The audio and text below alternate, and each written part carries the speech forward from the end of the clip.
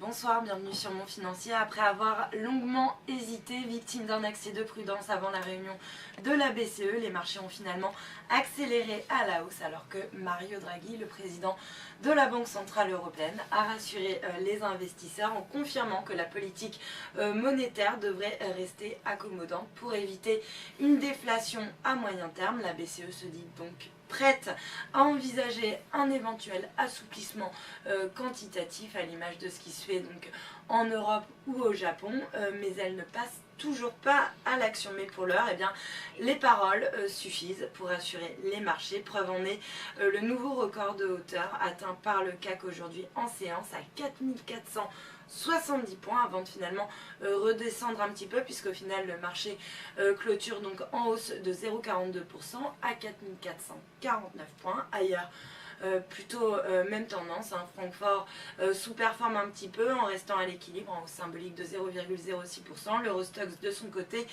grimpe de 0,6%. Du côté des valeurs maintenant, eh bien c'est Safran qui signe la meilleure performance sur le CAC, un gain de 2,4% à 51,16 €, suivi de Saint-Gobain qui grimpe de 1,8% à 45,77 €. A l'inverse, Lanterne Rouge Solvay qui cède 2,46% à 111,20 €, alors que UBS a abaissé sa recommandation sur la valeur en passant à neutre contre acheté auparavant. Et puis on notera également à la baisse Veolia et Accor qui se distinguent avec des replis respectifs de 1,77 et 1,56% sur le SBF 120.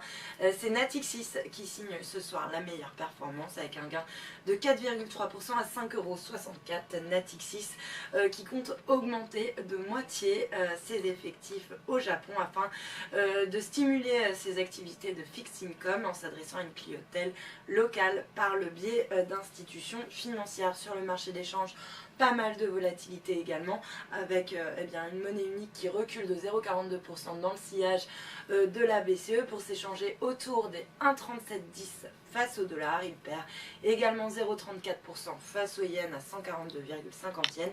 Et puis à noter que le dollar, lui, ne bouge pas, il reste ferme face au yen à 103,93 yens. Et puis pour terminer, l'once d'or qui reste en baisse de 0,22% à 1288 $ l'once. Voilà pour la clôture des marchés. Passez une excellente soirée.